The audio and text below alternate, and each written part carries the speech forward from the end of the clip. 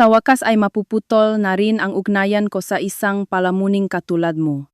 Magpapakasal na ako agad pagkatapos nito dahil dihamak na mas mahusay ang bago kong nobya kaysa sa iyo, isa siyang respetadong doktora. Ito ang binitawang salita ni Ramil habang nakangisi ng mapang-asar matapos niyang pirmahan ang divorce papers. Ang mapapeles na hindi pa tuluyang natutuyo ang tinta ay nakapatong sa malamig na babasaging mesa sa sala.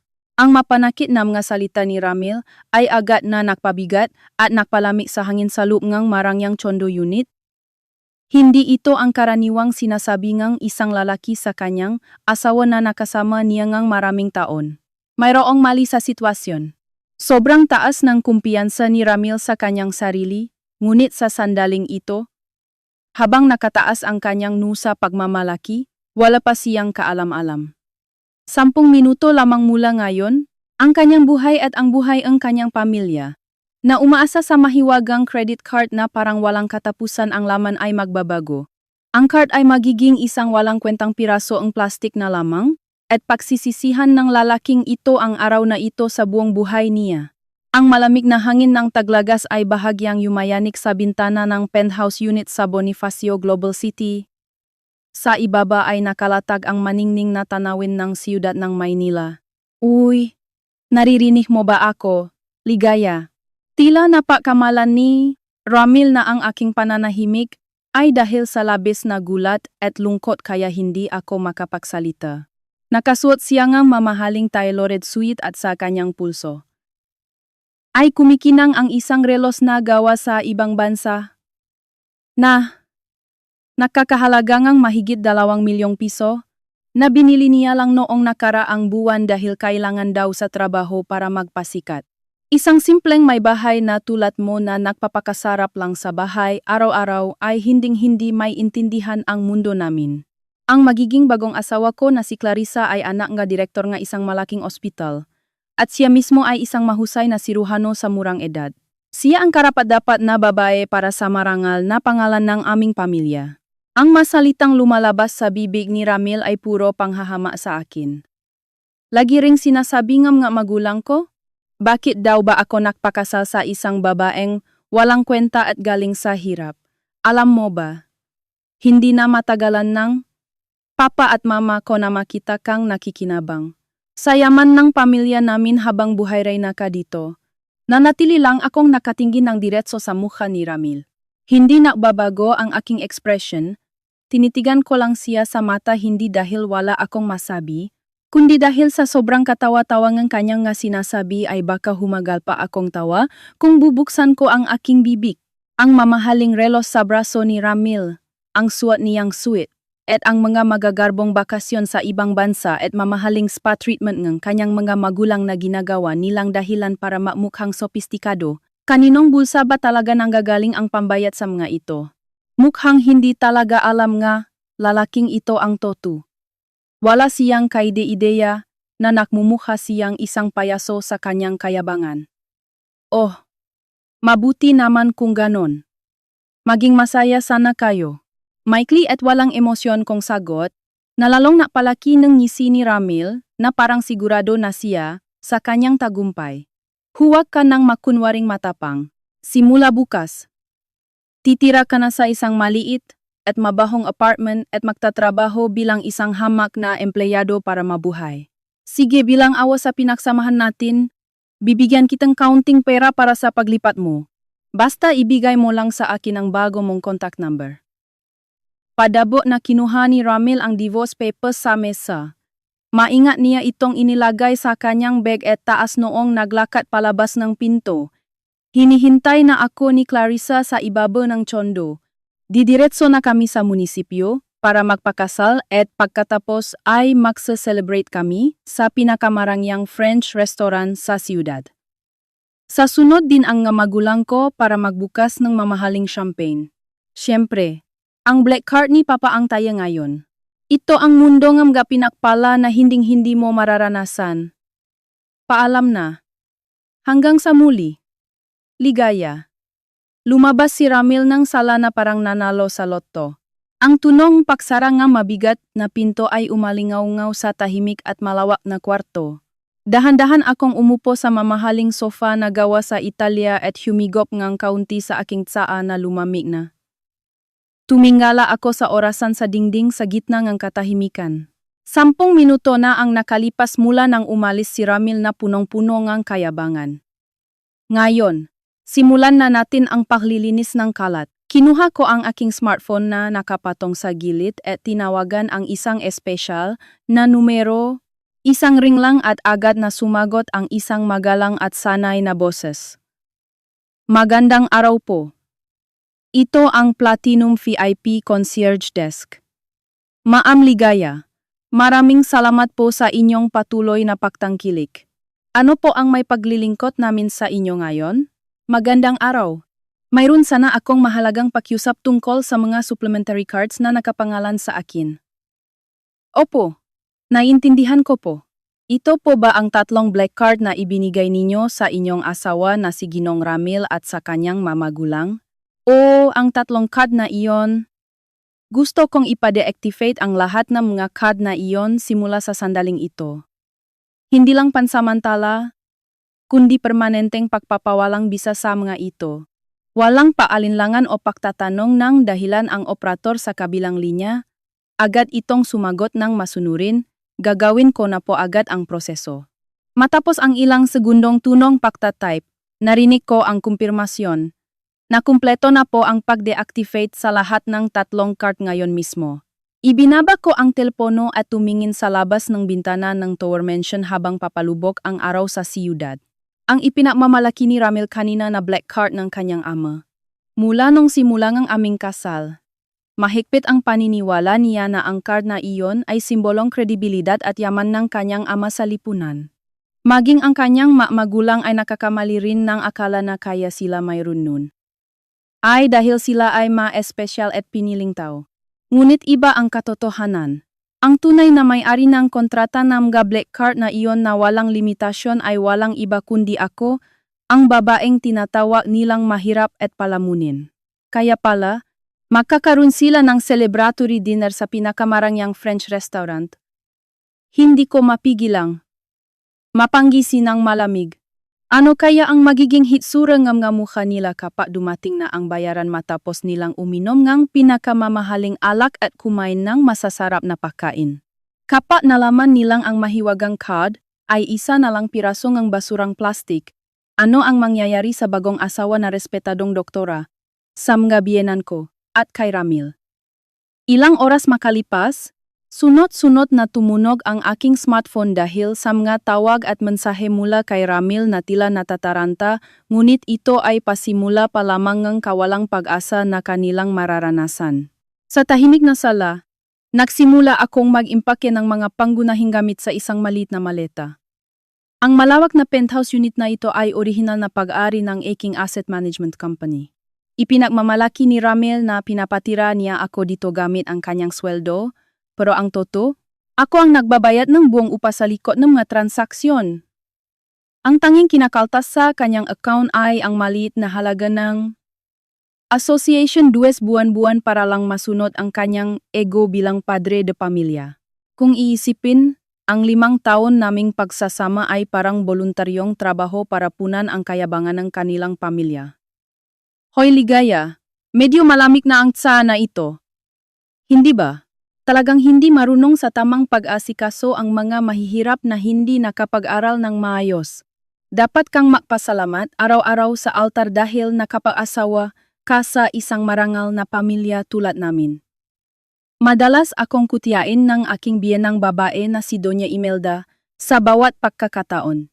Ang biyenan kong lalaki na si Don Ferdi ay palagi ring nagbibitaw ng masasamang salita habang nagbabasa ng diaryo. Hay naku! Bakit ba pinili ni Ramil ang ganitong babae? Bumababa ang kalidad ng aming pamilya dahil sa kanya. Wala nang ngang amba na pera bilang may bahay. Hindi pa marunong sa gawaing bahay. Mas masahol pa siya sa katulong. Dapat magtrabaho ka na lang para pakinabangan ka naman. Sa kabilangang walang humpay na pang-iinsulto nila, nanatili akong tahimik at ngumingiti lang bilang sagot. Kung sasagutin ko sila at isisiwalat ang katotohanan, Madudurok ang kanilang maliit na pride. Kaya pinili ko ang pananahimik bilang isang uri ng kabutihan. Ngunit inakala nila na ang aking pananahimik ay tanda ng pagiging sunod-sunuran ng isang walang kwentang babae, kaya lalo silang naging abusado. Bakit ako nakapagtiis ng ganun katagal? Dahil ang basehan ng kanilang kayabangan ay katawa-tawa. Ang kumpanyang pinapatakbo ang aking biyenan ay muntik ng malugi 3 taon na ang nakakaraan dahil sa matinding krisis pinansyal. Noong panahong iyon, dahil ayaw kong malungkot ang mahal kong asawa, lihim akong nagbigay ng malaking pondo sa pamamagitan ng aking kumpanya para sagipin ang kanilang negosyo. Bilang bahagi ng kasunduan, ipinadala ng bangko ang imbitasyon para sa Black Card kay Don Ferdy bilang isang espesyal na pribilehyo. Ang toto, ito ay mga supplementary card na nakakabit sa aking personal na account na may malaking deposito bilang kolateral. Ngunit dahil sa sobrang taas ng pride ni Don Ferdy, inakala niyang kinilalang ng malaking bangko ang kanyang kakayahan sa negosyo. Ipinagmayabang niya ito at binigyan ng card ang kanyang asawa at si Ramil. Mula nun, nasira na ang kanilang pananaw sa pera. Tuwing katapusan ng linggo ay kumakain sila sa mga mamahaling hotel.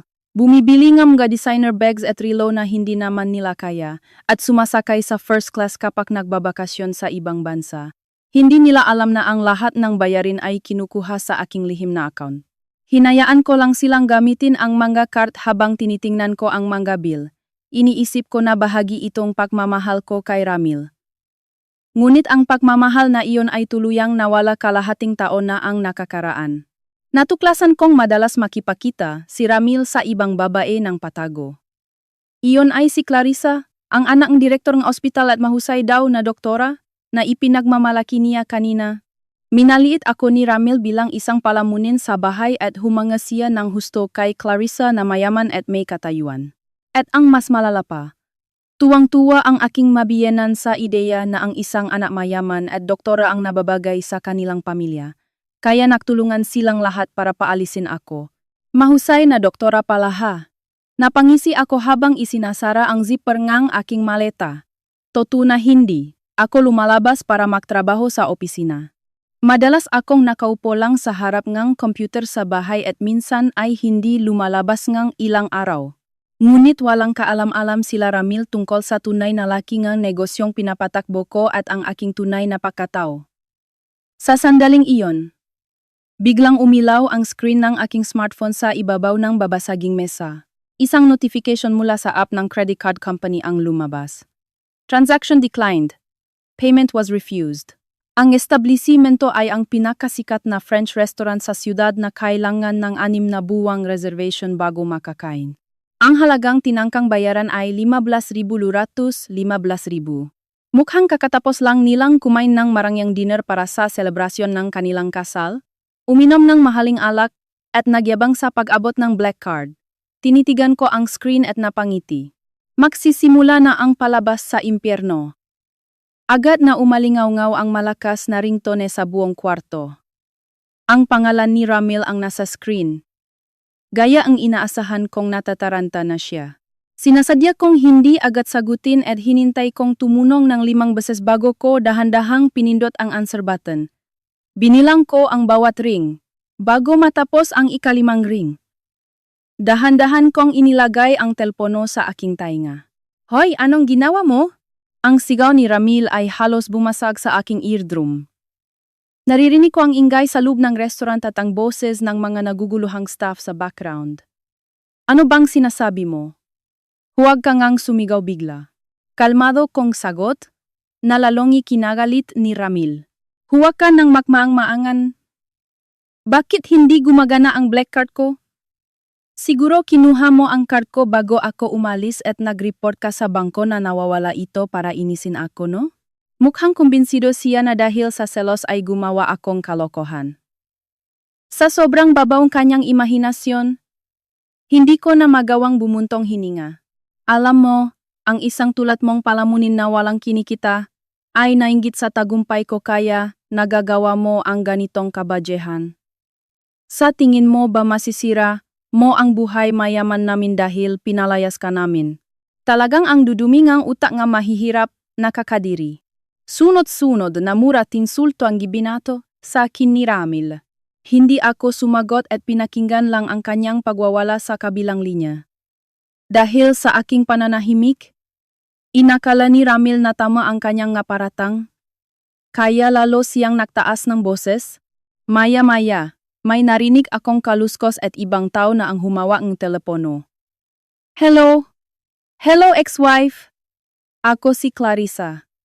Ang boses niya ay matamis pero puno ng panghahamak. Narinig ko na kay Ramil ang tungkol sa iyo. Isa kang kawaawang may bahay na walang silbi. Hindi ka ba nahihiya na gumawa ng ganitong eskandalo dahil nainggit ka sa isang matagumpay na doktora na tulad ko? Ang mataong nasa laylayan na tulad mo ay hindi man lang makakatapa sa pinto ganitong klaseng restaurant. Mukhang ang mahusay na doktorang ito ay pareho lang ng takbo ng utak ni Ramil. Pinigilan kong matawa sa kanyang sinabi. Nagagawa niyo paring mayabang kahit hindi niyo mabayaran ang kinain niyo? Tanong ko ng mahinahon. Saglit na natigilan si Clarissa bago sumigaw ng histerikal. Nakataon lang na may sira ang sistema o ano? Ang ama ni Ramil ay presidente ng malaking kumpanya kaya baliwala lang sa kanya kung hindi gumana ang isa o dalawang card. Naramdaman kong inagaw ulit ni Ramil ang telepono. Hoy! Ganito ang gawin mo. I-withdraw mo lahat ng iPhone mo ngayon din at dalhin mo ang pera dito sa restaurant. Gamitin mo iyon pambayad sa abalang ginawa mo at bilang danyos perwisyo sa amin. Ayoko nga. Kayo na ang dumiskarte diyan. Hindi ba't mayayaman kayo at edukado? Huwag mo akong lokohin. Sisiguraduhin kong sa kalsada ka pupulutin bukas. Sige. Gagamitin ko na lang ang corporate card ng kumpanya ni Papa para magbayad. Hindi namin kailangan ang barya mo. Humanda ka pag-uwi ko. Biglang ibinaba ni Ramil ang telepono. Bumuntong hininga ako sa tahimik na sala. Corporate card ng kumpanya ni Don Ferdy? Wala talagang alam si Ramil. Hindi niya alam na ako ang bumili ng kumpanyang muntik ng magsara ng kanyang ama at ako ang tunay na may-ari na nagpopondo dito. Siyempre, ang corporate card na iyon ay konektado rin sa account na pinatigil ko kanina. Agad kong tinawagan ang isa pang numero. Halos hindi pa nakakaisang ring ay sumagot na ang nasa kabilang linya. Magandang gabi po. Ito ang Azul Cielo. Ang boses na sumagot ay ang parehong boses na narinig ko sa background ng tawag ni Ramil kanina, ang mahinahon at sanay na boses ng manager. Ginong Santos, ako ito. Ma'am Ligaya. Magandang gabi po. Ang Azul Cielo ang pinakasikat na French restaurant sa lungsod na kailangan ng 6 na buwang reservation. Ang lugar na ito ay isa sa mga ari-arian ko na itinayo ko bilang libangan at para suportahan ang isang magaling na chef. Si Ginong Santos ang pinakakatiwalaan kong manager dito. Mayroon diyan ngayong isang pamilya na nag-ingay, hindi ba? Opo. Kanina pa po sila nakwawala dahil hindi gumagana ang kanilang mga card at nakakaabala na sila sa ibang mga customer. Napangiti ako habang nakatingin sa aking refleksyon sa bintana. Kung hindi sila makakapagbayad, huwag mo silang palalampasin. Pwede kang tumawag ng pulis para i-report sila bilang estapador. Masusunod po. Ma'am. Kakatapos lang pong maglabas ng corporate card ang kasama nilang matandang lalaki at mayabang na sinabing iyon ang gagamitin niyang pambayad. May halong pang-asar sa boses ni Ginoong Santos. Ikinalulungkot ko pong sabihin na na-decline din po ang card na iyon sa aming terminal. Kung ganun, ituloy mo ang plano. Ibinaba ko ang telepono at tumingin sa tanawin ng gabi. Ngayon, Ramil, Don Ferdy, Doña Imelda, at ang mapangmatang doktora. Anong mukha ang ihaharap ninyo? Kapag nalaman ninyong ang mga inaasahan ninyong card ay pawang mga basurang plastik na lang. Sa loop na restaurant na walang matatakbuhan, ang kanilang pinakamasarap na hapunan ay magiging pinakamasalimot na bangungot. Ang pagkain sa Azul Cielo ay nakakahalagang hindi bababa sa baribu-ribu-ribu bawat tao. Dagdag pa rito, nagbukas sila ngang pinakamamahaling vintage wine na nakakahalaga ngang daan-daang libong piso dahil selebrasyon daw ngang kanilang kasal. Ayon sa ulat ni Ginoong Santos, Ang corporate cart na mayabang na inilabas ni Don Ferdy ay tinanggihan din ng terminal. Muntik na akong matawa nang may magineko ang maputla nilang mga mukha. Sa penthouse unit, tuluyan nang lumubok ang araw at ang tanawin sa labas ay parang kahonnam ga alahas na kumikinang sa gabi. Natapos ko nang dalhin ang maleta sa may pinto. Tamang-tama. Muling tumuno ng parang baliw ang aking smartphone. Ang pangalan ni Don Ferdy ang nasa screen. Huminga ako ng malalim at dahan-dahang sinagot ang tawag. Walang utang na loop na babay. Ang sigaw ni Don Ferdy ay umalingaw-naw sa tahimik na sala. Anong klaseng panloloko ang ginawa mo? Bakit hindi gumagana ang corporate card ng marangal kong kumpanya? Siguro ay may sinabi kang kasinungalingan sa bangko. Ikaw na hampas lupa. Mukhang nagpapanik na ng husto si Don Ferdy. Para sa kanya na naniniwalang siya ay may kapangyarihan at isang matagumpay na negosyante, ang katotohanang tinanggihan ang kanyang card ay hindi katanggap-tanggap. Hindi ako sumagot at tahimik lang na nakinig. Dahil hindi ako sumasagot, inakala nilang natatakot ako kaya hindi ako makapagsalita. Narinig ko sa kabilang linya na inagaw ni Doña Imelda ang telepono at nagsimulang sumigaw ng histerikal. Hoy Ligaya, alam mo ba kung gaano kalaking kahihiyan ang ginawa mo sa amin? Ang makatulad naming nasa alta sosyedad ay ipinapahiya mo sa harap ng maraming tao. Kaya ayoko sa mga walang pinag-aralan na galing sa hirap eh. Wala ka na ngang may pagmamalaking pamilya, palamunin ka pa. Ang matinis na boses ng biyenan ko ay masakit sa tainga. Araw-araw kaming nagtitiis na patirahin ka sa pamamahay na ito. Tama lang napakasalan ni Ramil ang isang respetadong doktora tulad ni Clarissa. Ang ngawalang kwentang babay tulad mo ay dapat lang na mamuhay sa kalsada. Sunod-sunod na insulto ang natanggap ko. Palamunin, walang kwenta, hampas lupa, bobo. Sa loob ng 5 taon, hindi nila alam kung gaano kalaking pera ang ibinuhos ko para suportahan sila at ang kanilang kumpanya na muntik ng magsara. Patuloy lang sila sa paggamit ng kanilang pribilehiyo para tapakan ako. Hello ex-wife, ako ulit ito si Clarissa. Muling sumingit ang nakakairitang boses ng babae. Nakakaawa ka talaga. Dahil wala kang kakayahang kumitang ang sarili mong pera. Puro ka na lang paninira. Ang lakas ng loop mong banggain ang anak ng direktor ng malaking ospital. Bilisan mo at dalhin mo na ang pera dito at lumuhod ka para humingi ng tawad. Hampas lupa. Nanatili pa rin akong tahimik. Tinitigan ko lang ang aking refleksyon sa bintana na may malamig na mga mata.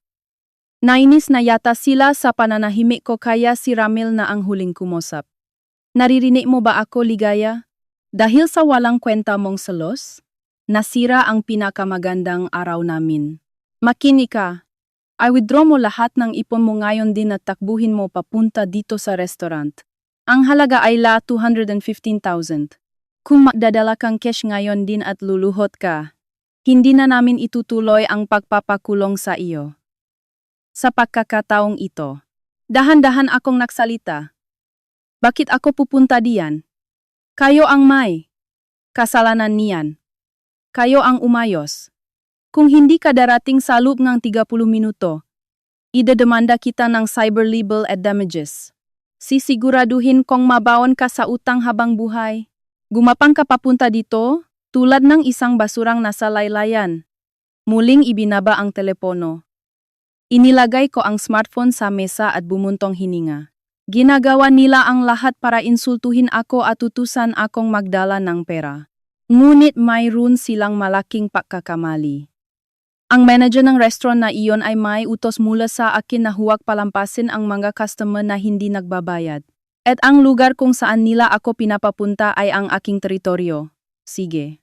Tutal nandito na rin lang tayo, panonorin ko na lang ang pagtatapos ng kanilang huling hapunan sa pinakamagandang pwesto. Binuksan ko ang closet at kinuha ang isang jacket na gawa ng sikat na international designer na bihirang-bihira kong suotin. Panahon na para ipakita sa kanila ang tunay na anyo ng babaeng tinawag nilang mahirap at walang kwentang may bahay. Tahimik kong binuksan ang pinto ng penthouse at nagsimulang maglakat patungo sa azul cielo kung saan sila naghihintay.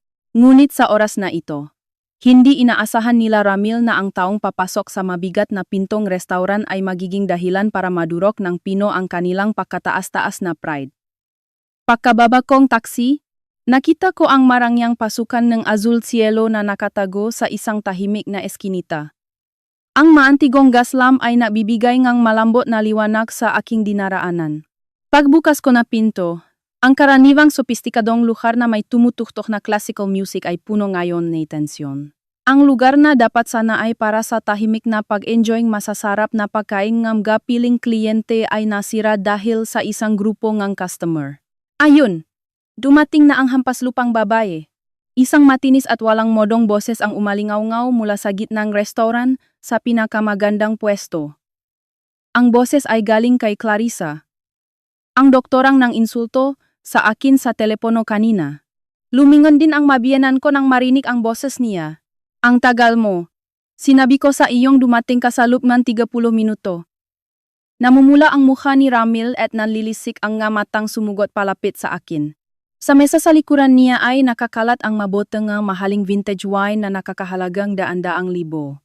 Ang ibang mga customer sa paligid ay tumigil sa pagkain at nakakunot noong nakatingin sa eskandalong nangyayari. Masyado kayong maingay. Hindi ba kayo nahihiya sa ibang customer? Mahinahon kong sabi habang pinipigilan ang aking emosyon. Humalahak ng malakas si Doña Imelda. Ha! Ikaw ang nagdadala ng perwisyo dito. Kung hindi mo sana ginawa ang paninira sa cart namin dahil sa selos, hindi kami mapupunta sa ganitong sitwasyon. Walang utang na loob. Dinuro din ako ni Don Ferdy habang nakaupo pa rin ng mayabang. Tama. Hampas lupa ka na nga, ang lakas pangalup mong magbihis ng ganyan. Siguro binili mo lang iyan sa ukay-ukay. Ang makatulad naming tunay na mayaman ang dapat nandito. Hindi ang isang tulad mo na nakasuot ng mumurahing peke na damit. Ang suot kong jacket ay isang haute couture piece mula sa Paris na nakakahalaga ng ilang milyong piso at sadyang ginawa para sa akin. Ngunit sa kanilang mata na tanging damit na may malalaking logo ngang brand lang ang kinikilalang mahal, mukha lang itong simpleng mumurahing damit. Kumapit si Clarissa sa braso ni Ramil habang nakatingin sa akin na parang nandidiri. Nakakaawa ka talagang babae. Dahil wala kang trabaho at walang pera? Nainggit ka sa isang matagumpay na doktora tulad ko kaya gumagawa kang gulo. Bilisan mo na at ilabas mo na ang 15,000. O baka naman sa sobrang hirap mo ay wala kang may bigay na pera? Lalo pang nilakasan ni Ramil ang kanyang boses para marinig ng ibang customer. Hoy Ligaya! Kung luluhot ka dito ngayon at magbabayad ng cash, palalampasin namin ito. Pero kung sasabihin mong wala kang pera, ipapatawag ko agad ang pulis para ipakulong ka dahil sa estafa at panggugulo. Ang mga tulad mong palamunin ay bagay lang sa kulungan. Ang walang humpay na pang-iinsulto nga 4 na tao at ang mga bulungan at tingin ng ibang customer ay naglagay sa akin sa gitna nga atensyon. Sa paningin ng iba, mukha akong isang kaawa-awang ex-wife na pinipilit magbayad ng malaking halaga at inaapi ng mga mayayaman. Ngunit hindi ako nagsalita. Kahit anong masasakit na salita ang ibato nila sa akin, hindi ako sumagot at nanatiling blanko ang aking ekspresyon. Ano iyang tingin na iyan? Alam mo ba ang ginawa mo? Sumagot ka. Walang kwentang babae. Nainis si Ramil sa aking katahimikan kaya hinablot niya ang aking braso at akmang sasaktan ako. Sa sandaling iyon, mari po bang huminahon kayo at iwasan ang pagsigaw at karahasan sa loob ng restaurant? Isang mababang ngunit malinaw na boses ang umaling-awngaw. Si Ginong Santos. Kasama ang 2 malalaking bouncer, ay tahimik na pumagit na sa amin. Saglit na natigilan si Ramil sa autoridad ng manager, ngunit agad din siyang ngumisi ng mapang-asar. Ah, manager, tamang-tama ang dating niyo. Dala na ang babaeng ito ang cash na pambayad. Kayo na ang bahalang kumuha ng pera sa kanya. Ang babaeng ito ay isang baliw na nainggit sa kasal naming mga nasa alta sosyedad kaya tumawag siya sa bangko para magsinungaling. Tumango rin si Don Ferdy na parang siya ang may-ari ng lugar at inutusan si Ginong Santos. Talagang minalas kami ngayong gabi. Ikaw, kunin mo ang pera sa babaeng iyan at pagkatapos ay palayasin mo na siya. Ah, at bilang kabayaran sa abalang ginawa niyo sa aming mga VIP, Bigyan niyo kami ng voucher para sa libreng dinner sa susunod. Kumbensido sila nakakampi nila ang manager at palalayasin ako sa restaurant. Tahimik lang na pinakinggan ni Ginong Santos ang kanilang kayabangan. Pagkatapos ay tiningnan niya sila ng matalim bago dahan-dahang humarap sa akin. Habang nakatingin ang lahat ng customer, humabang palapit sa akin ang manager at ang dalawang bouncer. Lumabas ang isang nakatakot na ngiti sa mukha ni Ramil, iniisip niyang kakalat ka rin na ako palabas. Ngunit sa sumunod na sandali, isang pangyayari na hindi nila inaasahan ang yumanik sa kanilang mundo. Huminto si Ginong Santos at ang mga bouncer sa aking harapan, tumuwid ng tayo, at sa harap ng lahat ay yumuko sila ng 90 degrees bilang pagpupugay na parang nasa harap ng isang reyna. Ma'am Ligaya, maraming salamat po sa inyong pagpunta sa kabilang masamang panahon. Humihingi po akong paumanhin na kinailangan niyo pang pumunta dito kahit dapat ay ako na ang umayos nito. Ang mababa at magalang na boses ni Ginoong Santos ay umalingaw-ngaw sa buong restaurant. Ilang segundo bago na proseso nila Ramil ang nangyari. Ha? Ang unang nakapagsalita ay si Ramil na mukhang tanga. Ang ngisi sa kanyang mukha ay napalitan ng gulat. Teka lang manager, anong pinagsasabi mo? Sinong tinatawa mong ma'am diyan? Sumigaw si Clarissa at lumapit kay Ginong Santos. Nanlaki rin ang mga mata ni Doña Imelda habang pilit na nagsasalita. Oo nga. Ang babaeng iyan ay isang walang kwentang may bahay lang. Palamunin lang siya sa bahay kaya imposible na tawagin siyang maam. Nakakatawa ang pagkakamali niyo. Tama. Ikaw ang manager dito pero hindi mo kilala ang mga customer mo. Namumula ang mukha ni Don Ferdy sa galit. Para sa kanila, ang tawagin akong maam ng manager ay isang malaking kahibangan. Ngunit dahan-dahang itinaas ni Ginong Santos ang kanyang ulo at ang kanyang dating mahinahong ekspresyon ay napalitan ng malamig na tingin kina Ramil. Hindi po ako nakakamali. Mag-ingat po kayo sa inyong pananalita. Si Ma'am Ligaya po ang may-ari ng lahat ng shares ng Azul Cielo at ang aming nag-isang may-ari. Isang kakaibang tunog ang lumabas sa lalamunan ni Ramil. Sina Clarissa at Doña Imelda ay nakanganga na parang nakakita ng multo habang pabalik-balik ang tingin sa akin at kay Ginoong Santos. Binasag ko ang aking katahimikan at dahan-dahang nagsalita. Ginoong Santos, tumayo ka na. Mahusay ang ginawa mo, pero nakakahiya talaga ang nangyayari. Hindi ba kayo nahihiya sa ibang mga customer na pumunta dito para mag-enjoy ng masarap na pagkain?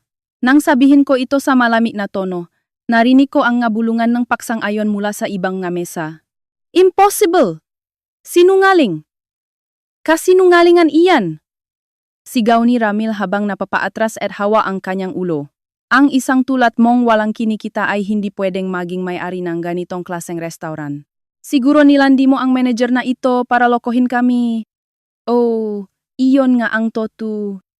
Napakahusay niyang magpasa ang sisi. Sa harap ng katotohanang hindi niya matanggap, nagpanik na ang utak ni Ramil. Tinitigan ko ang kawa-awa kong ex-husband at napanggiti ng malamig. Akala mo ba naglalaro lang ako sa computer sa bahay araw-araw? Ako ang presidente ng isang asset management company na nag-i-invest sa real estate at malalaking kumpanya sa loob at labas ng bansa. Ang Azul Cielo ay isa lamang sa maliliit na negosyong sinusuportahan ko. Presidente nga asset management company? Paulit-ulit na binanggit ni Don Ferdy ang masalitang iyon habang nangingini ang kanyang malabi.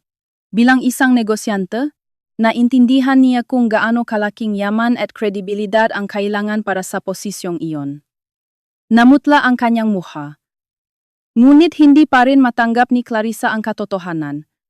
Sinungaling. Hindi ako maniniwala.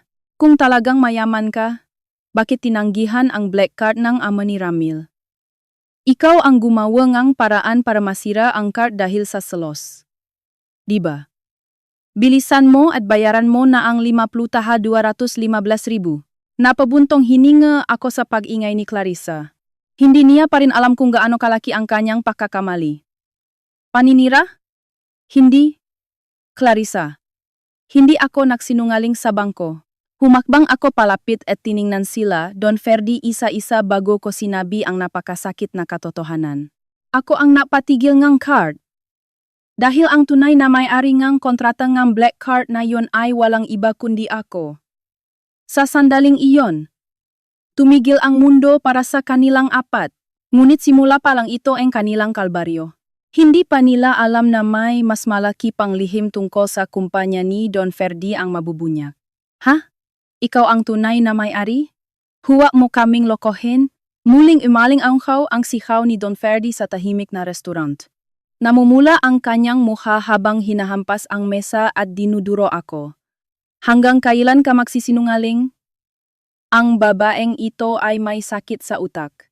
Ang black card na iyon ay imbitasyon mula sa branch manager ng malaking bangko dahil sa magandang performance ng kumpanya namin 3 taon na ang nakakaraan. Nakakatawa na sabihin mong ikaw na walang trabaho ang may-ari nun. Dahil sa sinabi ni Don Ferdy, muling nakaroon ng lakas ng loob si Ramil. O nga, tama si Papa.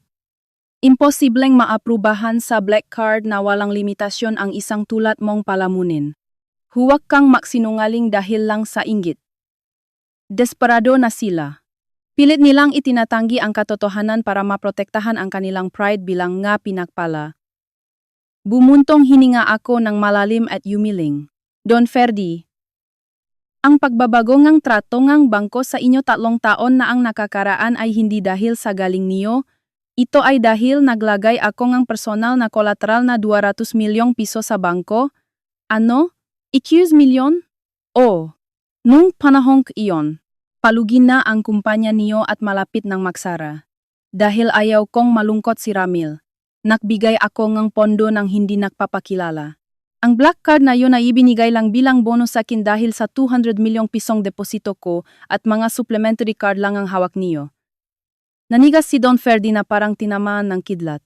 Tumulo ang pawis sa kanyang noo. Ang katotohanang muntik ng magsara ang kumpanya 3 taon na ang nakakaraan ay isang sikreto na ang presidente at ilang opisyal lang ang nakakalam. Ngunit hindi naintindihan ni Clarissa na walang alam sa negosyo, ang bigat ng mga sinabi ko. Hoy, kung ano-anong 200 million at supplementary card ang pinagsasabi mo diyan.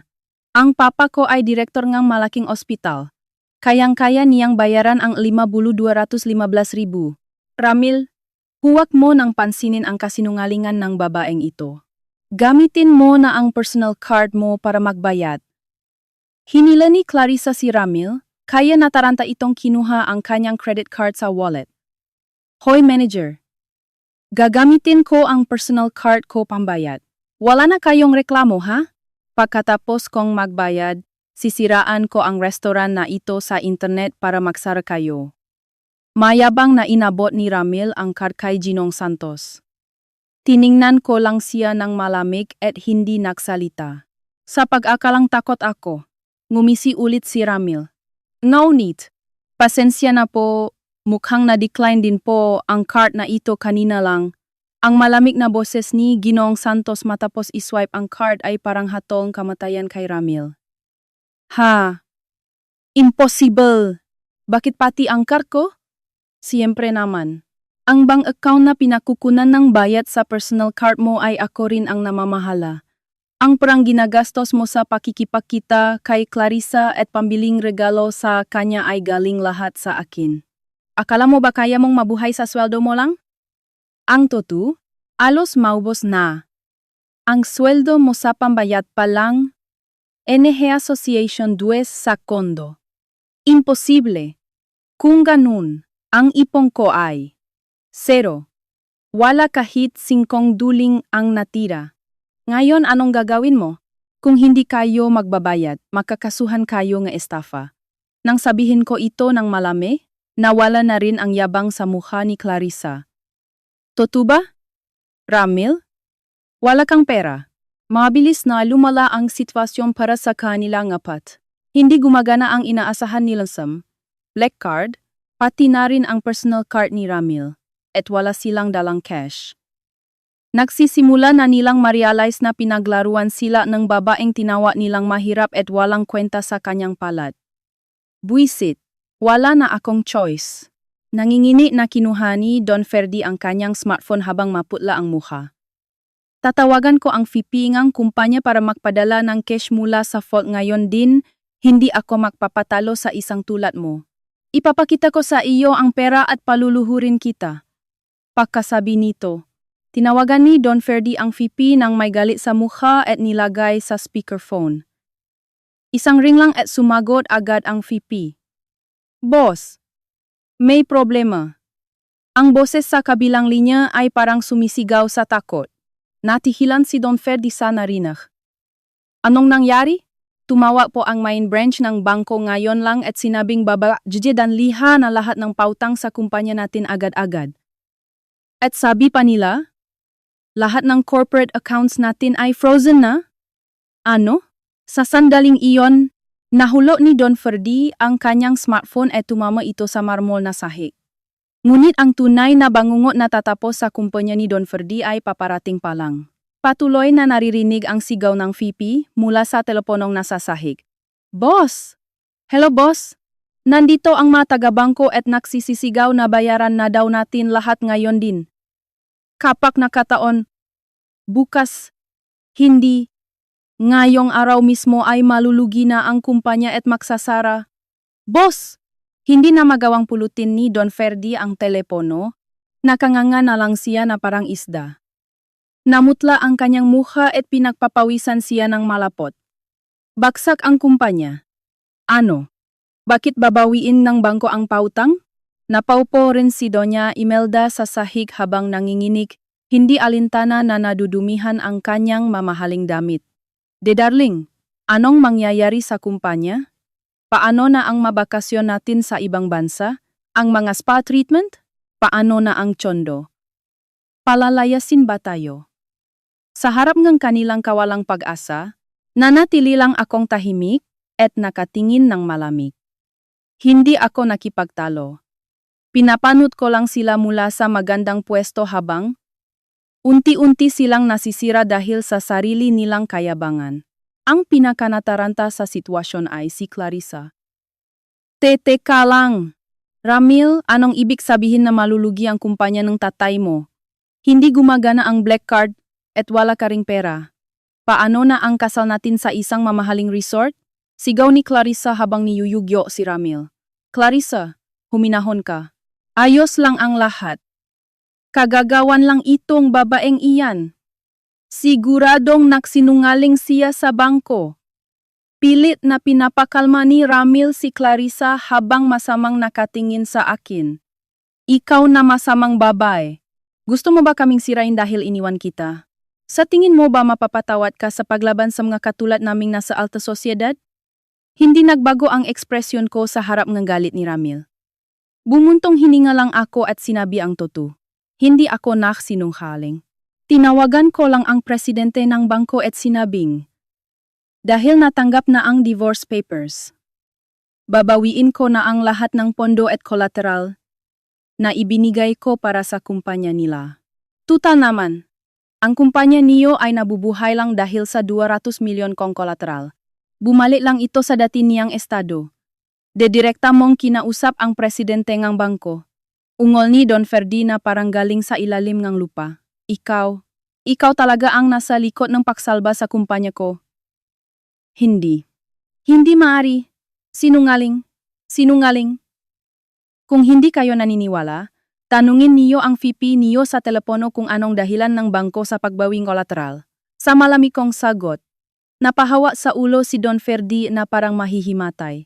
Ngunit si Ramil ay kumakapit parang sa natitira niyang pride. Huwag kang magmayabang. Makinig ka. Kakampi ko si Clarissa. Ang tatay niya ay direktor ng malaking ospital at may malaking impluensya sa lugar na ito. Kahit wala ang barya mo, siguradong magbibigay agad ng pondo ang tatay niya para sa kumpanya namin kapag nakiusap kami.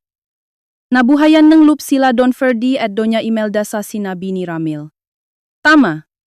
Clarissa, pakiusapan mo ang tatay mo. Tutal magpapakasal naman kayo ni Ramil na isang mahusay na lalaki. Siguradong magbibigay siya ngahit ilang daang milyon bilang dote.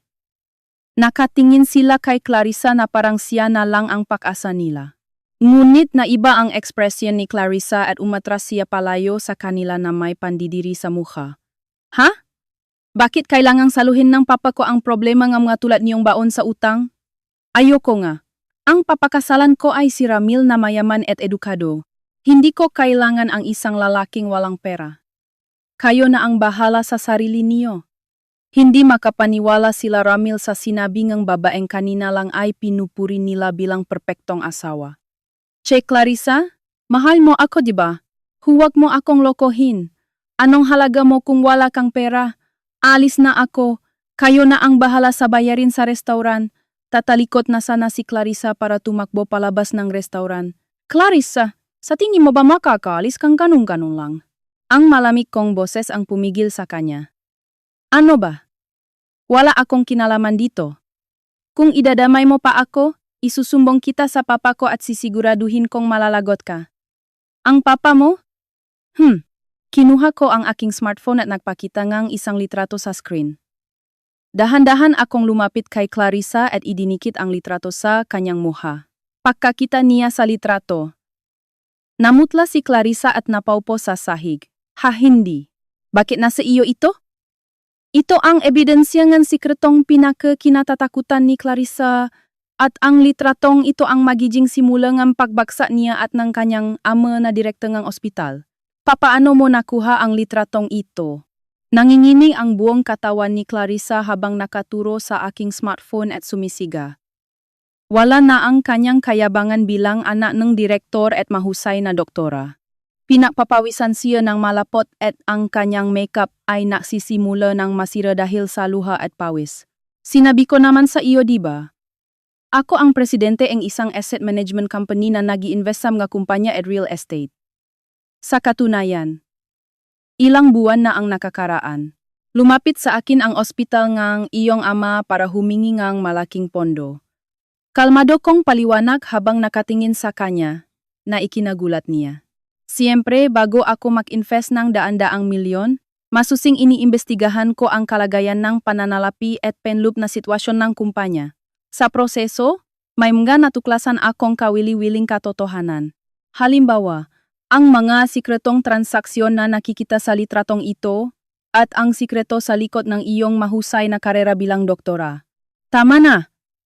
Huwag mo nang ituloy. Parang baliw na umiling si Clarissa habang nakatakip ang makamay sa mukha. Sa kakaibang pangyayaring ito, lumapit si Ramil na medyo nahimasmasan na sa kanyang panik.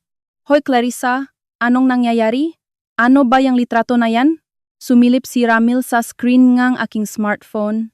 Nakita niya ang litrato kung saan nakasuot ng white coat si Clarissa at naabot ng makapal na sobre sa isang kahina-hinalang lalaki, kapalit ng pekeng resulta ng medical board exam at lisensya.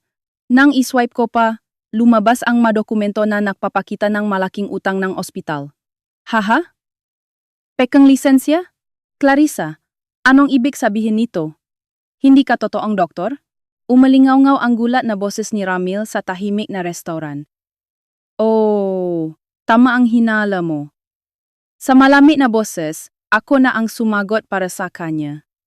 Nakapasok siya sa medical school sa pamamagitan ng koneksyon, pero kahit ilang beses siyang kumuhang board exam ay hindi siya pumapasa. Pero dahil anak siyang direktor, nakbayat ng malaking halaga ang ama niya para pakain ang kanyang kredensyal. Hindi nga siya marunong humawa ang hiringgilya, lalo na ang scalpel. Isa lang siyang pekeng doktor na walang lisensya. Bukod pa doon, baon na sa utang ang ospital nila at nakikipagtransaksyon na rin sila sa mga sindikato. Kaya siyempre, tinanggihan ko agad ang kanilang hiling na investment. Walang lisensya? Baon sa utang ang ospital? Pakarinig nito, hinimatay si Doña Imelda at bumaksak sa sahig. Hindi ka pala totong anak mayaman? Gusto kitang pakasalan dahil sa laki nga, dote na makukuha ko? Niloko mo ako. Biglang namula ang mukha ni Ramil at parang hayop na sumugot kay Clarissa para sa kalin ito. Manloloko ka.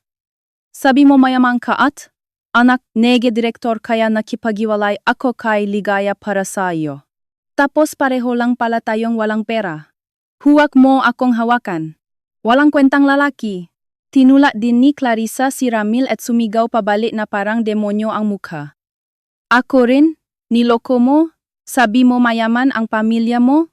Akala ko sasaluhin niyo ang utang nege magulang ko kaya ako nakipagrelasyon sa iyo. Tapos nung malaman ko nakikinabang ka lang pala sa pera ang asawa mo. At dahil sa inyo, nalugi ang kumpanya niyo at nasira ang buhay ko. Dati ay sabay nilang pinagtatawanan at minamaliit ako bilang palamunin at mahirap. Ngayon ay nag-away na sila na parang maasot pusa habang gumugulong sa sahig. Si Don Ferdy ay nakaupo na lang sa sahig na parang nawalan ng kaluluwa. Habang si Doña Imelda ay nanginginig na nakahiga. Pinapanood ko lang ang nakakatawang tanawin na ito ng may malami na tingin. Ito ang kinahihinat ng nga taong nang hahamak ng kapwa at namumuhay sa kasinungalingan at pagpapanggap. Bagay na bagay talaga kayo. Ngunit hindi pa dito nagtatapos ang kawalang pag-asa nila Ramil. Hoy, magbayad ka. Bayaran mo ako ng danyos perwisyo ngayon din. Sigaw ni Ramil habang sinasakal si Clarissa. Bitawan mo ako. Tumawag kayo ng pulis. Sigaw ni Clarissa. Sa sandaling iyon, biglang bumukas ng malakas ang mabigat na pintong restauran. Hindi niyo na kailangang tumawag ng pulis. Nandito na sila. Isang malalim na boses ang nagsalita. At napatigil sa pag-away sila Ramil at Clarissa. Pumasok ang ilang pulis na may matatalim na tingin. Sa likuran nila, may isang taong naglalakad ng paika-ika. Nang makita ni Clarissa ang mukha ang taong iyon, tuluyan na siyang namutla na parang bangkay. Papa! Nangingini na tawa ni Clarissa sa kanyang ama. Ang lalaking nakatayo sa pinto ng azul cielo na may posas sa makabilang kamay ay walang iba kundi ang direktor ng ospital, ang ama ni Clarissa. Papa! Hindi! Bakit kasama mo ang pulis? Gumapang si Clarissa palapit sa paanan ng kanyang ama. Dati ay laging nakasuot ng mamahaling suit at nagmamayabang bilang isang taong may kapangyarihan ang direktor, pero ngayon ay magulo ang kanyang buhok, luwak ang kurbata, at mukha siyang matanda na nawalan ng pag-asa. Tiningnan niya ang kanyang anak na nakaluhot sa sahig at yumiling ng mahina. Tapos na ang lahat, Clarissa. Biglang ni-rate ng mapulis ang ospital. Nakuha nila ang lahat ng ebidensya ng paglabag mo sa medical law at ang masikretong libro ng transaksyon namin sa masindikato. May nagbigay sa pulis at sa DOhang kumpletong ebidensya na hindi namin matatakasan. Hindi. Kasinungalingan yan. Papa, kung makukulong ka, paano na ang buhay mayaman ko? Pakarinig nito, nangit-nangi ang ngipin ni Ramil at tiningnan ako ng masama. Ikaw no? Ikaw ang may kagagawan ng lahat ng ito. Napagkasama mong babae. Ang isang palamuning tulad mo na nasa bahay lang ay hindi kayang magpakilos ng pulis para sa ganito kalaking operasyon. Siguro napapabayad ka sa mayayamang lalaki para gawin ito. Hampas lupa. Sigaw ni Ramil habang tumatalsik ang laway sa galit at pilit na isinisisi sa akin ang lahat. Hindi niya matanggap ang kanyang pagkatalo kaya sa akin niya, ibinabato ang sisi. Pero kahit anong sabihin niya, hindi nagbago ang ekspresyon ko. Nanatili akong tahimik at nakatingin lang sa kanya ng malamig. Dahil hindi ako sumasagot, lalong nainis si Ramil at akmang susuntukin na ako. Sa sandaling iyong, nakakahiya kayo. Ginoong Ramil? At kayo rin? Don Ferdy na nakahiga diyan. Mula sa likuran ng mga pulis, isang lalaking nakasuot ng mayos na suwit ang lumabas. Nang makita ang kanyang mukha, napasigaw si Don Ferdy habang nasa sahig. Ang branch manager bangko. Si Mr. Reyes? Bakit kayo nandito? Si Mr. Reyes, ang branch manager ng malaking bangko, ang taong may hawak sa kapalaran ng kumpanya ni Don Ferdy. Tiningnan niya si Don Ferdy na parang basura bago humarap sa akin at yumuko ng 90 degrees, gayang ginawa ni Ginoong Santos. Ma'am Ligaya, ayon sa inyong utos, natapos na po naming bawiin ang lahat ng pautang at i-freeze ang mga account ng ospital ng ama ni Clarissa at ang kumpanya ni Don Ferdy.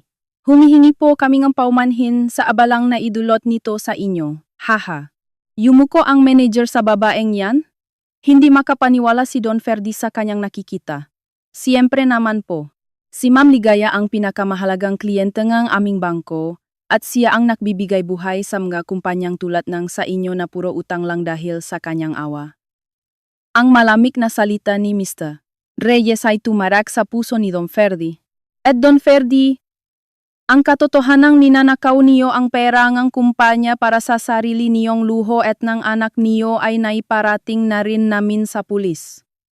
Wala na si Ma'am Ligaya para protektahan kayo. Ngayon, isa na lang kayong kriminal na may malaking utang. Pagnanakaw? Hindi. Ako ang presidente. Kahit anong gawin ko sa perang kumpanya. Hindi po perang kumpanya yon. Ang perang winaldas niyo ay galing sa pinahirapang pera ni Ma'am Ligaya na ibinigay niya bilang pautang para isalba ang kumpanya niyo. Pagbabayaran niyo ang kasalanang paggamit ng perang iyon para sa sarili niyong kayabangan. Sa harap ng katotohanan ito, umungol si Don Ferdy at tuluyang nawalan ng malay, bumaksak ang mukha sa sahig. Umatras si Ramil habang nanginginig. Wala akong kinalaman diyan. Si Papa ang may gawa niyan. Hindi ako empleyadong kumpanya niya. Wala akong alam. Pilit niyang inililigtas ang sarili kahit iwanan ang kanyang ama. Ngunit humakbang palapit sa kanya ang isang pulis na may malamig na tingin. Ginong Ramil, hindi pwedeng sabihin na wala kayong kinalaman. Nalaman namin na nagsumite kayo ang divorce papers sa munisipyo ngayong araw, hindi ba? Oo, nakpasa ako. Kaya wala na akong kaugnayang kay Ligaya. Wala akong responsibilidad sa utang niya. Sigaw ni Ramil na parang ginanalo. Negunit naglabas any gran izang papel ang pulis mula sa kanyang bulsa. Lançado na ang divorce niyo. Pero ang isa pang dokumento na isinumite niyo kasama ng divorce papers. Naintindihan niyo ba talaga kung ano ang pinirmahan niyo doon? Haha, namutla ang mukha ni Ramil. Ang dokumentong isinumite niya kanina sa munisipyo nang hindi niya alam na isa itong patibong na inihanda ko, ang nilalaman na papel na iyon ang magtutulak sa kanya sa pinakamalalim na impyerno, ang isa pang dokumento. Natulala si Ramil sa sinabi ng pulis. Ramdam niyang nauubos ang dugo sa kanyang mukha. Ipinakita ang pulis ang papel sa harap ni Ramil. Ito ang isinumite niyo sa munisipyo kanina. Tinanggap ito dahil nagpakita kayo ng valid ID. Ang isa ay ang marriage license niyo ni Clarissa. At ang isa pa ay itong adoption papers. Adoption papers? Inalis niyo ang inyong sarili sa pamilya na inyong ama na si Don Ferdy at nakpampong kayo sa ama ni Clarissa na direktor na ospital. Ibig sabihin, simula kaninang hapon, legal na kayong anak ng direktor at opisyal na miyembro ng kanilang pamilya. Pagkarinig nito, nanginig si Ramil at tiningnan si Clarissa na nakaluhod sa tabi niya. Siya ang nagsabi sa akin na pirmahan ko to. Kapag naging miyembro daw akong pamilya nila, magiging direktor din ako ng ospital balang araw at mamumuhay ng marangya. Ito ang katibayan na kabilang na ako sa alta sosyedad. Sigaw ni Ramil, umaasang ito ang magliligtas sa kanya. Ngunit tumawa ng nakakatakot ang nakapos na direktor. Direktor ng ospital? Tanga! Matagal nang bagsak ang ospital. Sinabi ko naman sa iyo, di ba? Tumingala ang direktor kay Ramil. Nung panahong baon na kami sa utang sa mga sindikato, nakahanap si Clarissa ng isang mayamang tagapakmana. Sabi niya, walang limitasyon ang black card ng mga magulang mo. Kaya naisipan kong ampunin ka para ipasa sa pamilya mo ang lahat ng utang ng ospital namin. Nanlaki ang mamata ni Ramil. Niloko niyo ako. Gusto niyong makuha ang yaman ng pamilya ko kaya niyo ako inampon. Kayo rin naman Tumayo si Clarissa na galit at kinwelyuhan si Ramil. Ikaw din. Akala mo mayaman ako at anak ng direktor kaya iniwan mo ang hampas lupa mong asawa para sa akin. Tapos nung malaman ko, bangkarote pala ang kumpanya ng tatay mo. At ikaw mismo, walang trabaho at palamunin lang. Nakulong ang papa ko dahil sa inyo. Walang kwentang lalaki. Manloloko. Pekeng doktor na nakastang mayaman para lokohin ako. Ayoko na sa iyo. Magiwalay na tayo ngayon din. Sige. Gawin mo kung kaya mo. Nagpaampon ka na eh. Damay ka na rin sa lahat. Dati ay nagtutulungan silang insultuhin ako bilang palamunin at mahirap. Ngayon ay sila na ang nag-away at nagsisisihan bilang mga tunay na palamunin. Sa ilalim ng marangyang Chandelier restaurant. Pinapanot ko lang ang kanilang pag-away ng tahimik at may malamig na tingin. Ang aking pananahimik at kawalan ng reaksyon ay nagdulot ng matinding takot sa kanila. Habang nag-away sila, pumagit na si Mr.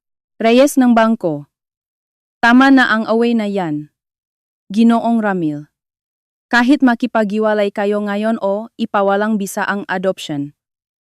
Huli na ang lahat. Hahuli na? Tinula ni Ramil si Clarissa at tumingin kay Mr. Reyes ng maputla ang mukha. Oh! Pagkatapos niyong maging legal na anak ng direktor, pinapirma kayo ni Clarissa sa isang kontrata. Sabi niya para daw ito sa pagiging direktor niyo balang araw. Naglabas si Mr. Reyes ng isang makapal na dokumento at ibinuka ito sa harap ni Ramil. Pagkakita nito, napaluhod si Ramil sa gulat. Komaka. Tama. Dahil ampon na kayo, pumirma kayo bilang komaka sa lahat ng utang ng ospital sa mga sindikato at sa bangko namin. Kapag nakulong ang asawa niyo at ang ama niya, kayo ang sisingilingin nigra a pinagkakautang bilang ilegal na guarantor. Ano? Imposible yang. Wala akong kahit pisong gidala. Hindi yang pede. Pede po yang. Kumpleto ang dokumento sa pirma niyo at may notaryo pa. Ngumisi ng malamig si Mr. Reyes. Nga pala, ang kabuang utang na pasan niyo ngayon ay umaabot sa 1 bilyong piso. I1 bilyon. Parang nawalan ng kaluluwa si Ramil sa narinig. Kahit ilang beses siyang mabuhay ay hindi niya mababayaran ang ganon kalaking halaga. Mula sa pagiging edukado at mayaman, sa luplang ilang oras ay naging isang walang trabahong lalaki na may utang na 1 bilyon. Hindi. Hindi to totoo. Ligaya. Ligaya. Tulungan mo ako. Nawala na sa sarili si Ramil at gumapang palapit sa akin. Kumapit sa laylayan ng aking mamahaling damit. Kasalanan ko. Tanga ako. May-ari kang malaking kumpanya diba? Barya lang sa iyo ang 1 bilyon. Mag-asawa naman tayo, di ba? Parang awa mo na. Saluhin mo ang utang ko at tulungan mo ako. Umiyak at sumisigaw siya habang nagmamakaawa. Malamig kong tinabig ang kanyang kamay. Ayoko. Para sa akin, barya lang ang 1 bilyon. Pero wala akong balak magbigay kahit piso sa isang tulad mo. At saka, huminto ako sa pagsasalita at tiningnan sila isa-isa. Ang mga biyenan kong nakahandusay. Si Clarissa. At si Ramil na nakaluhod. Mukhang akala niyo pa rin na isa lang akong may-ari ng asset management company. Ha? Tumingala si Ramil na punong luha ang muha. Humakbang palapit si Mr. Reyes habang kumikinang ang kanyang salamin. Tama po kayo. Hindi niyo pa lubusang kilala kung sino talaga si Ma'am Ligaya. Ngayon niyo palang malalaman ang tunay na kawalang pag-asa. Nang marinig nila Ramil ang totoong pakataw ko mula kay Mr. Reyes, doon lang nila naintindihan ang bigat ng kanilang kasalanan at tuluyan silang nabaliw. Si Ma'am Ligaya ay presidente lang ng isang maliit na kumpanya? Napakabobo niyo talagang pamilya? Tiningnan ni Mr. Reyes sila Ramil na parang mabasura sa kalsada. Umalingaw ang boses ni Mr. Reyes sa tahimik na restaurant. Ang bangko namin at ang iba pang malalaking bangko sa Pilipinas. Pati na rin ang nga prime real estate at malalaking ospital sa buong bansa ay kontrolado ng isang higanteng conglomerate, ang Mondragon Group. At si Ma'am Ligaya po ang pinuno ng Mondragon Group, ang nag-isang nasa tuktok. M. Mondragon Group? Pagkarinig sa pangalang iyon, napabalikwa si Don Freddy, na kanina pa walang malay, at nanlaki ang mga mata. Walang negosyante ang hindi nakakakilala sa Mondragon Group. Sila ang napapatakbo ngang ekonomiyang Pilipinas. At para sa isang maliit na negosyante tulad ni Don Ferdi, para silang madiyos. Hindi. Impossible. Bakit magpapakasal ang pinunongang Mondragon Group sa anak ko at magpapanggap na isang simpleng may bahay lang? Nanginginig si Don Ferdy sa takot at umatras. Gusto ko lang maramdaman kung paano makaroon ng isang normal at masayang pamilya. Tahimik akong nagsalita habang nakatingin sa kanila ng malamig. Itinago ko ang tunay kong pagkatao at nagpakasal kay Ramil bilang isang simpleng babay. Kung talagang mapagmahal kayong pamilya, kahit ano pa ang pagkatao ko, susuportahan ko kayo habang buhay. Pero minaliit niyo ang mataong tingin niyo ay mas mababa sa inyo, tinawag niyo silang palamunin at tinapakan ang dignidad nila, ito lang ang karma niyo. Napahawa sa ulo si Don Ferdy at umungol sa kawalang pag-asa. Ang babaeng tinatrato nila na parang basura araw-araw, ay siya palang may hawa ang kanilang buhay. Hindi matengap ang ganitong katotohanan. Ngunit may isa pa ring hindi makatanggap ng kanyang pagkakamali. Si Doña Imelda. Hahawag mo kaming lokohin. Biglang tumayo si Doña Imelda at sumigaw sa akin nang namumula ang mukha. Kung ikaw ang pinuno ng malaking grupo na yon, bakit hindi mo sinabi agad? E di sana nirespeto ka namin. Mayaman ka pala tapos itinago mo at pinagtrabaho mo pa ako sa bahay. Isa kang manloloko? Nagpanggap kang mahirap para subukin kami. Ikaw ang may pinakamasamang ugali dito. Ikaw ang totoong masama. Sa sobrang desperasyon, inilabas niya ang kanyang tunay na ugali. Isinisisi niya sa akin ang lahat at sinabing ang pagtatago ko ng aking yaman ang tunay na kasamaan. Napakagaling talagang magpasa ng sisi. Hindi nagbago ang ekspresyon ko. Sa kabilang pagsigaw niya, hindi ako sumagot at tinitigan ko lang siya ng malamig. Ano? Anong tinitingin-tingin mo diyan? Sumagot ka. Walang utang na loob. Ang pananahimik ay minsan mas masakit pa sa mga salita. Habang tinititigan ko siya na parang isang basura, unti-unting nawala ang tapang ni Doña Imelda at nagsimula siyang manginig sa takot. Tumahimik kayo. Hindi sumasagot si Maam Ligaya dahil wala kayong karapatang kausapin siya. Malamig na sabi ni Mr. Reyes, at napasigaw si Doña Imelda bago muling bumaksak sa sahig. Ngayon, Ginoong Ramil. Dahan-dahan kong tiningnan ang aking ex-husband na puno ng luha at sipon ang mukha. Ang 1 bilyong pisong utang ng pamilya ni Clarissa na pasan mo na ngayon. May isa pa akong hindi sinasabi sa iyo tungkol diyan. Isa pa. Tumingala si Ramil sa akin. Ang nga utang ng direktor sa mga sindikato at sa mga bangko. Lahat nege yon. Ibig sabihin ang karapatang singilin ka nege 1 bilyong piso, ay binili ko na lahat. Ha? Hindi mo ba naiintindihan? Ang maniningil sa iyong 1 bilyong piso ay hindi ang bangko o ang masindikato. Ako ang maniningil sa iyo? Ibig sabihin, habang buhay kang magiging alipin ko at gagapang ka para bayaran ang utang mo sa ilalim ng aking pamamahala. Nang maintindihan ni Ramil ang ibig sabihin nun, nawalan ng buhay ang kanyang mata at nagsimula siyang gumulong sa sahi habang sumisiga sa kawalang paasa. Ang taong hinama, niloko, at ininsulto niya ay hindi magpapakita ng kahit katiting na awa sa paniningil ng 1 bilyong piso. Ito na ang kanyang impyerno. Ngunit hindi pa dito nagtatapos ang parusa ko sa kanila. Tama na ang pag-inarte. Simulan na natin ang pag-usap tungkol sa pagbabayad ng utang kasama ang mataong iyon. Pumitik akong daliri at dahan-dahang bumukas ang pinto ng isang private room sa likuran ng restaurant. Nang makita nila Ramil at Clarissa ang mga taong lumabas mula doon, tuluyan na silang nabalif. Dahan-dahang bumukas ang mabigat na pinto ng VIP room sa likuran ng restaurant. Mula sa loop, isang matandang lalaki ang tahimik na lumabas. Nakasuot siya ng mamahaling barong Tagalog na halatang sadyang ginawa para sa kanya. Sa likuran niya ay may ilang malalaking lalaki na may matatalim na tingin, parang mga anino na nakasunod sa kanya. Nang makita ni Ramil ang mukhang matandang lalaki, napatigil siya sa paggulong sa sahig. Ikaw, tatay ka ni Ligaya. Nanlaki ang mga mata ni Ramil habang sumisiga. Tumingala rin sina Don Ferdy at Doña Imelda. Ito ang lalaking dumalo sa kasal namin 5 taon, na ang nakakaraan bilang ama ko. Noon, Nakasuot siyang lumang barong at yumuyuko sa harap nga magulang ni Ramil. Nang makita iyon nila Ramil, pinaktawanan nila siya sa backstage at sinabing, ang baduy naman ng tatay niya. Siguro dianitor lang yan o kung ano man. Sa buong kasal, minaliit at binalewala nila ang aking ama. Sa sobrang panik, muling lumabas ang kayabangan ni Ramil. Ano ba yan?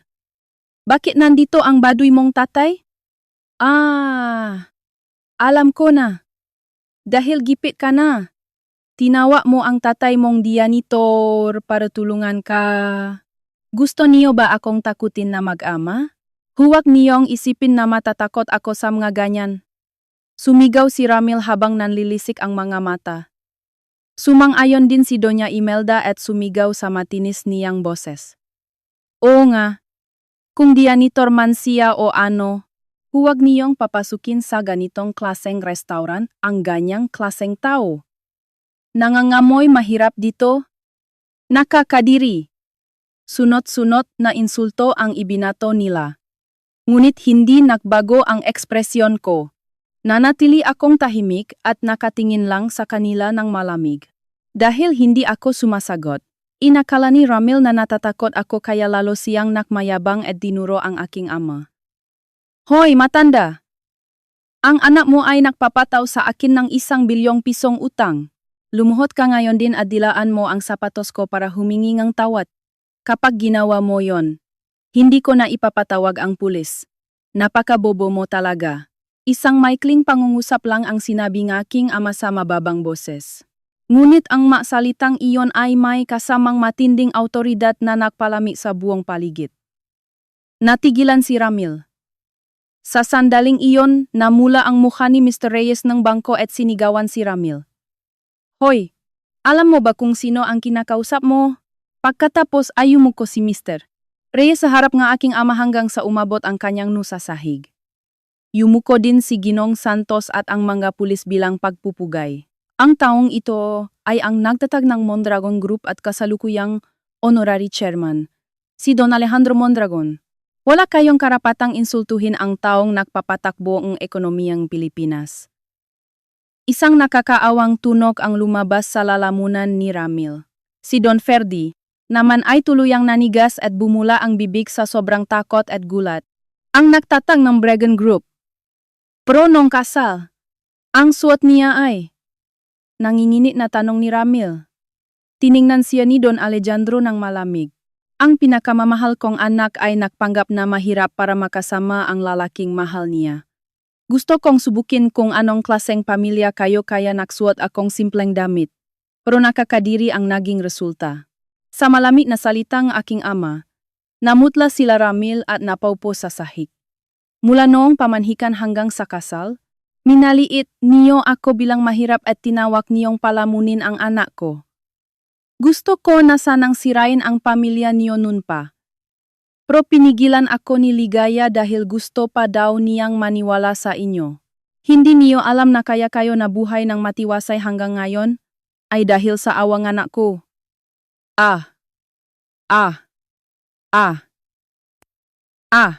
Tuluyan nang nawalan ng pag-asa si Ramil at isinubsob ang ulo sa sahig habang umiyak. Patawarin niyo po ako. Nagkamali ako. Ligaya, parang awa mo na. Paniwalaan mo ako ulit. Babayaran ko lahat ng utang. Magbabago na ako. Kahit dilaan ko pa ang sapatos mo habang buhay. Pagsisilbihan kita. Huli na ang lahat. Ramil, ang awa ko sa iyo ay naubos na nung sandaling makipakita ka kay Clarissa at pirmahan mo ang divorce papers kan. Tapos na ang lahat. Sa pagkasabi ko nito, humakbang palapit ang mabouncer na nasa likuran ng aking ama. Hinawakan nila si Ramil at Clarissa sa lig at pilit na pinatayo. Aray! Anong ginagawa niyo? Bitawan niyo ako. Saan niyo kami dadalhin?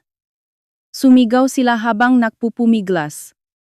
Isang bouncer ang nagpakita ng makapal na dokumento sa harap nila. Ito ay isang kontrata sa trabaho na hindi makikita sa normal na lipunan. Ngayon, Ramil at Clarissa, para mabayaran niyo ang 1 bilyong pisong utang niyo habang buhay. Naghanda ako ang bagong trabaho para sa inyo. Nang ngumiti ako, tiningnan nila ang kontrata at tuluyan silang nabaliw sa takot. Ano to? Trabaho sa minahan ng rare metals sa isang liblib na isla na pag-ari ng Mondragon Group? Bakit nakaitim ang oras ng trabaho at sweldo? Do. Nangingini ang kamay ni Ramil at nahulo ang kontrata sa sahig. Sumigaw din si Clarissa habang nanlalaki ang mga mata. Hindi to totoo. Pagtratrabahuin niyo ako sa putikan? Huwag kayong magbiro.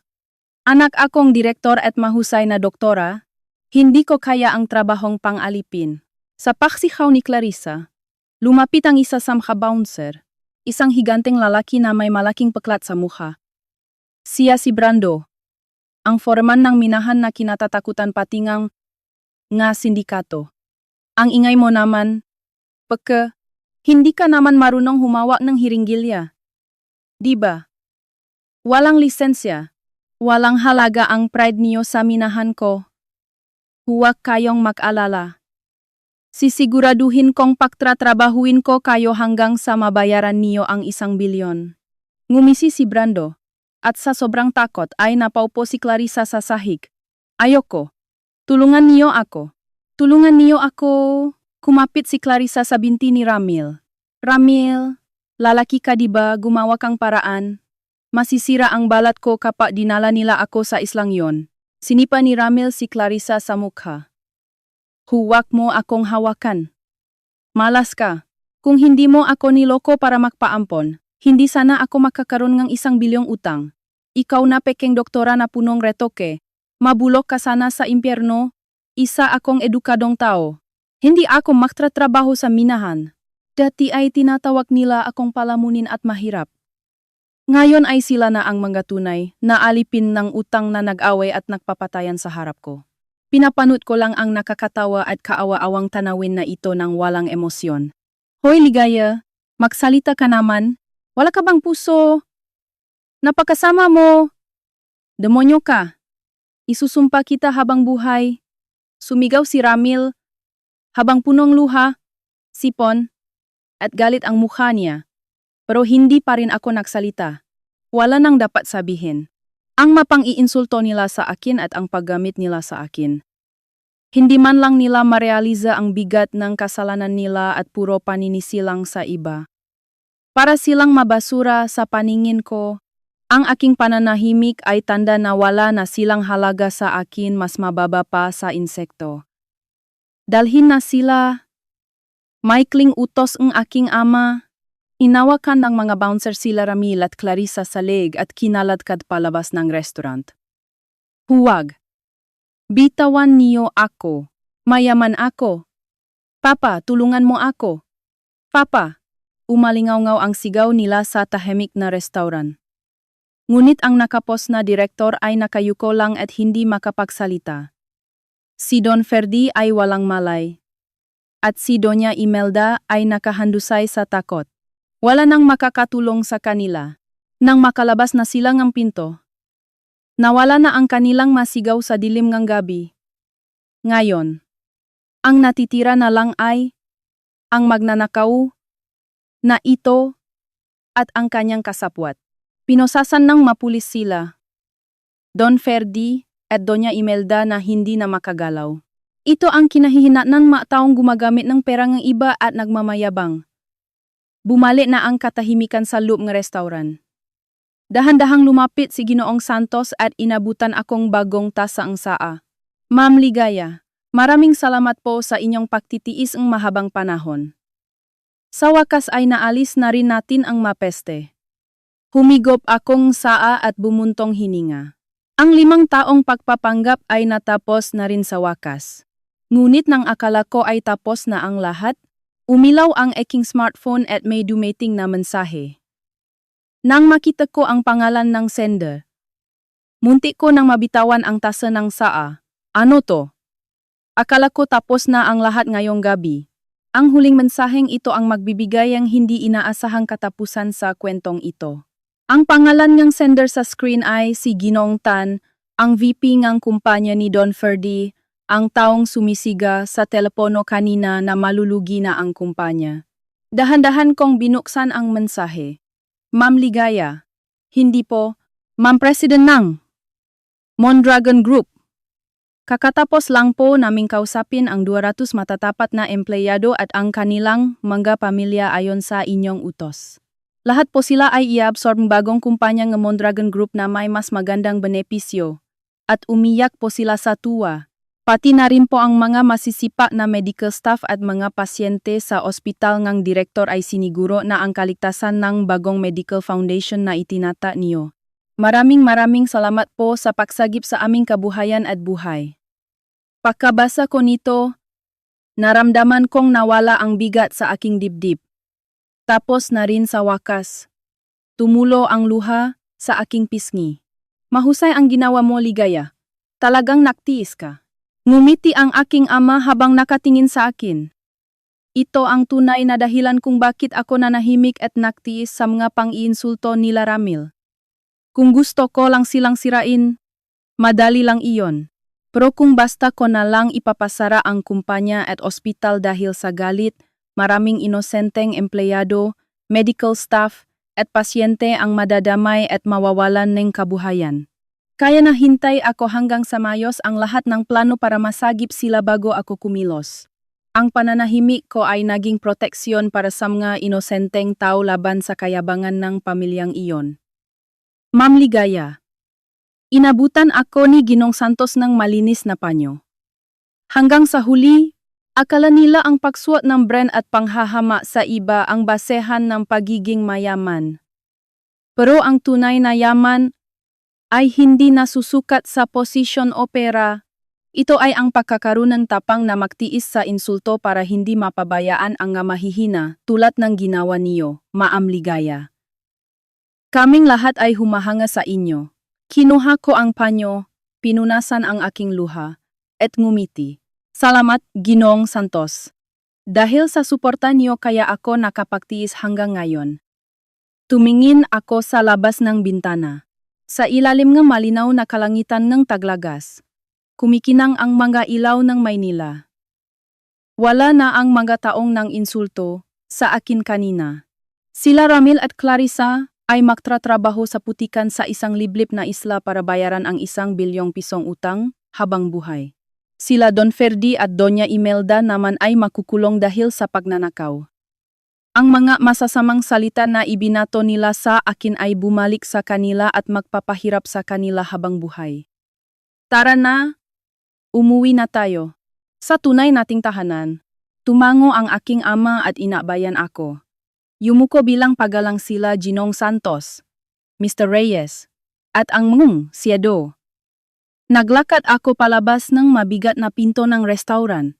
Sa labas, tumigil na ang malamig na hangin at nakita ko ang bituin sa langit. Simula ngayon, hindi ko na kailangang magpanggap at magtiis sa mga insulto. Bilang pinuno ng Mondragon Group at bilang isang tao, mamumuhay ako ng taas kasama ang mataong mahal ko. Ang bago kong buhay ay nagsisimula na ngayon, sa ilalim ng magandang kalangitan, punong pag-asa,